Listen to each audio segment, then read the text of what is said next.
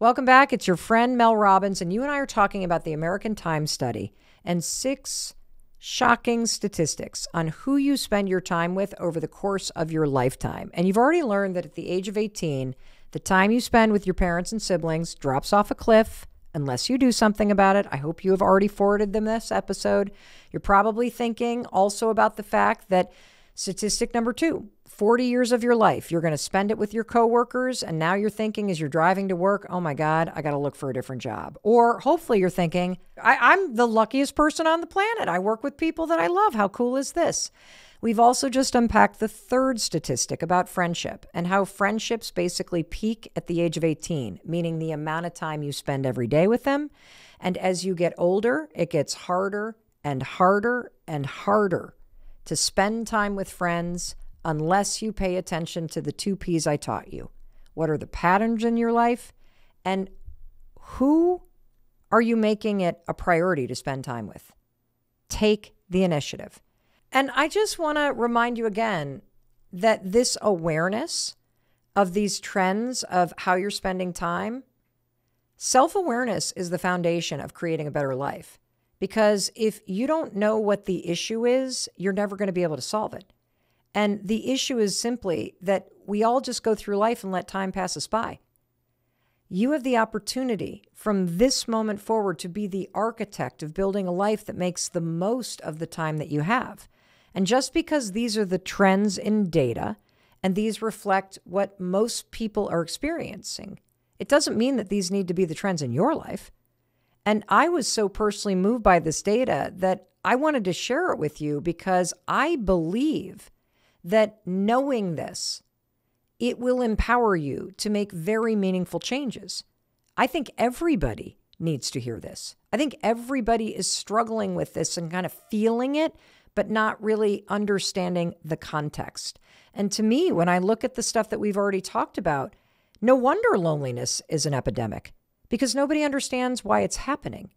When you see it over the course of a lifetime in terms of the trends of how you're spending your time and who you're spending it with, you start to see, oh, of course you become lonelier unless you do something about it.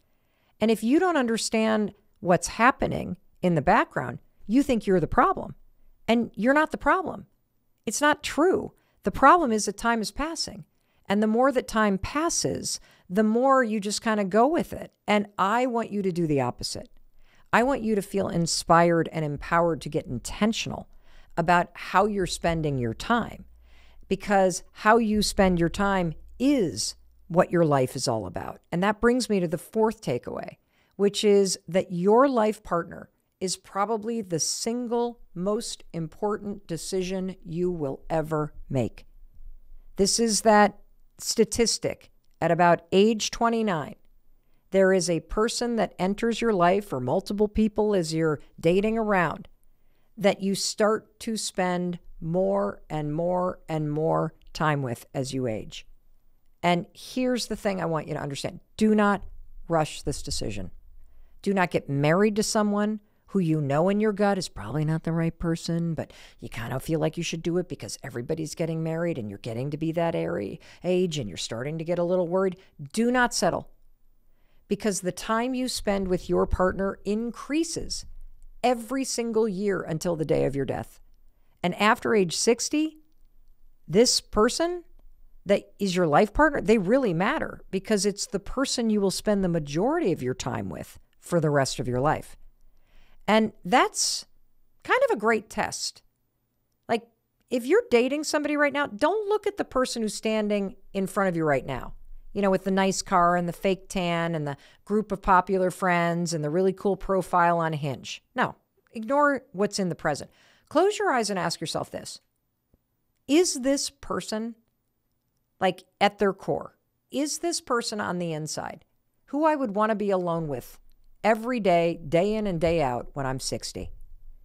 And I want to remind you of the questions about naming your 5 favorite memories with friends or family. What do they all have in common? Those memories about your favorite friends or the people that make you laugh the loudest or memories with your siblings, they're all about how someone makes you feel. And when you are choosing a partner, dear God, focus on how they make you feel. The looks are going to fade. The friends that seem all shiny and popular, they're going to disappear into the background. You know that happens in the 20s, and it's hard to keep up with friends as you're an adult. But this human being and how they make you feel, this is what you're signing up for the rest of your life. And if you're single, what we're about to talk about next is really important to embrace right now. Because the very best relationship advice I can give you about choosing a partner to do life with is to choose life with yourself first. And by that, I mean, do whatever you need to be doing in your day-to-day life right now so that you really like yourself and that you are proud of yourself as a person. You're proud of your character. You're proud of how you take care of yourself, how you talk to yourself, the way that you spend your time. Because when you get the inside right, that relationship with yourself in terms of how you feel about yourself, you're not going to be swayed by the bright, shiny, popular people.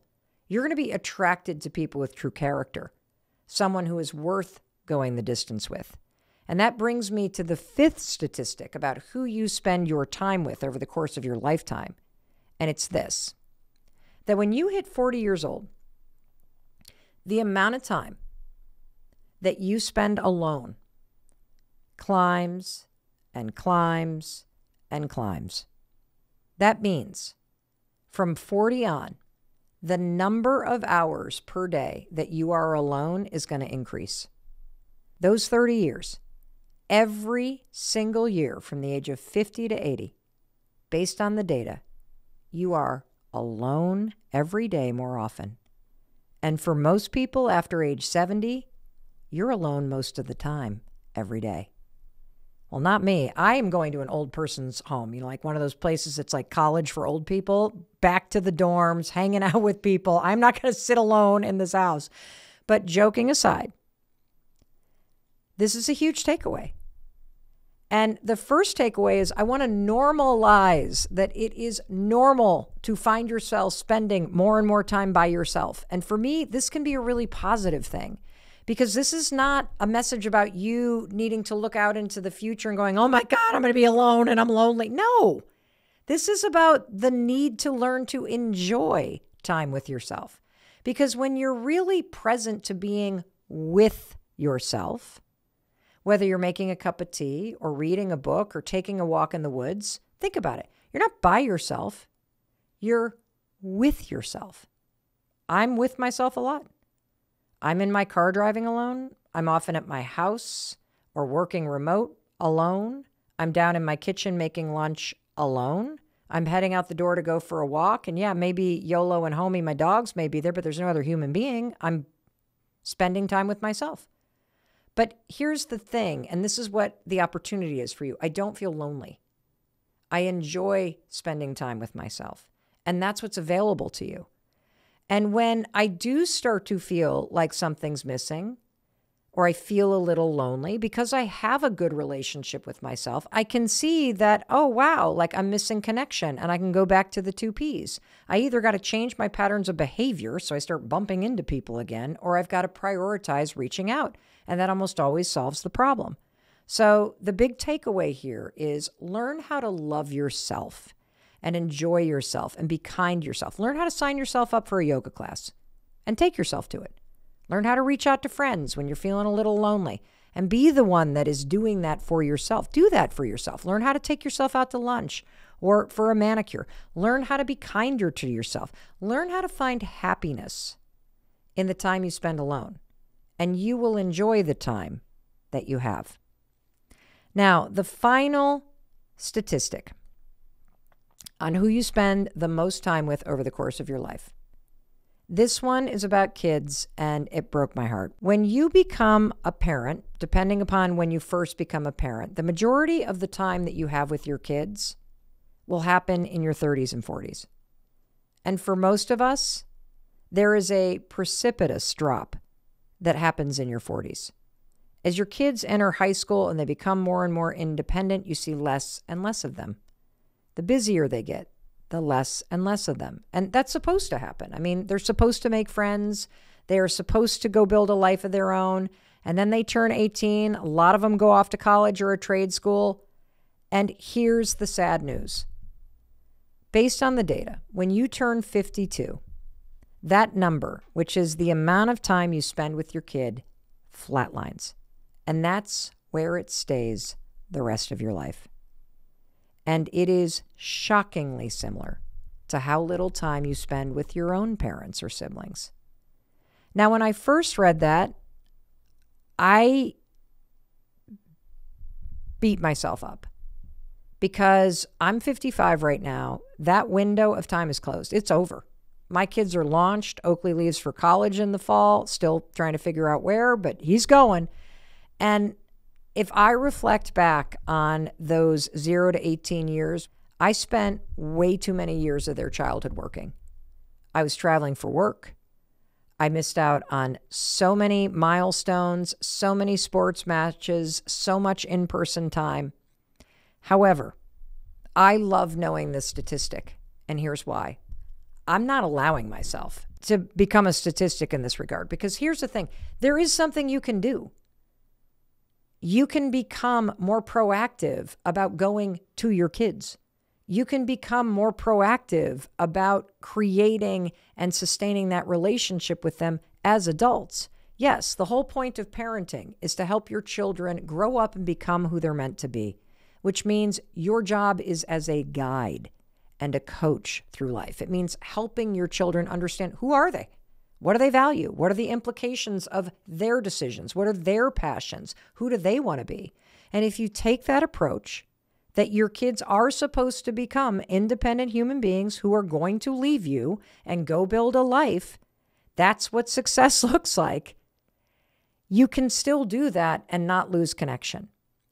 And how do you do that? Well, based on every expert that's ever been on this show, it seems like the advice is the exact same.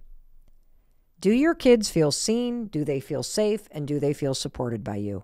Because if your kids feel seen and safe and supported by you, guess what? They're not going anywhere. And I want you to stop and think about your own experience with your parents. When you think of your fondest memories as a child, I bet it's in those moments where you felt safe or seen or supported. That's the glue. And the same is true with your kids. If I were to ask your kid, what are your fondest memories of childhood? I guarantee you at the top of the list are those moments where you made them feel safe, seen, and supported. That's the secret to everything. If you have a complicated relationship with your parents or a sibling right now, I bet you feel none of those things with them. It is all about how people make you feel. And that means you have some control here. You know, and the interesting thing is that I don't know about you, but I've found that the older that my kids get, even though they've physically left, they have not left emotionally. It's like they need me more, but they need me in a different way. They don't need me to drive them somewhere. They don't need the money. What they need is someone that they trust, somebody who they know they can go to and get the support that they need, that they can talk to, run ideas by, to call, to laugh, to talk through an issue with. It's a different relationship. And honestly, I enjoy this part of parenting way more than when they were little. I am not the best parent for little kids, but I'm loving this adult parenting thing, which, by the way, here's my secret plan to not be a statistic. I'm going to rope my kids into business with me because then I can turn them into my coworkers, which means I'm going to see them a ton between the ages of 20 and 60. See how you can make the data work for you or against you? It's never too late. And that's the other thing here. When you know what you're dealing with in terms of what the actual issue is, you can solve the right problem. The more that your kids or your parents or your siblings feel seen and supported, the closer you're going to be. And by the way, it's never too late to apologize. I feel personally like I apologize all the time for things that I screwed up way back when or screwed up yesterday or could do a little bit better. And it doesn't weaken your relationship. It actually makes it stronger. So there you have it. 6 surprising statistics about who you spend your time with over the course of your lifetime. My intention is to wake you up to the reality of how time is passing you by and how much of your time you're probably spending on things that are not important to you.